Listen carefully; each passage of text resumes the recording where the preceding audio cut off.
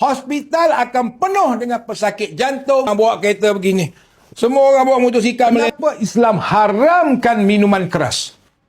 Cuba bayangkan kalau Islam benarkan minuman keras ini, apa akan jadi kepada umat-umat Islam ni?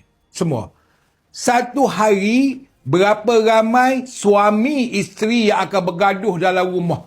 Berapa ramai suami isteri akan berbunuhan sesama sendiri kerana dalam keadaan pening mabuk. Bergaduh sikit, ambil botol, kau tikam isteri ke tikam suami. Berapa ramai anak yang akan bergaduh dengan ibu bapa? Berapa ramai ibu bapa yang akan bergaduh dengan anak?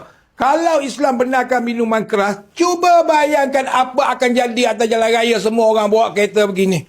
Semua orang bawa motosikal melelong begini. Apa akan jadi? Hospital akan penuh dengan pesakit jantung kerana minuman keras attack jantung kita, serang jantung kita kan. Sebab itulah Islam haramkan minuman keras.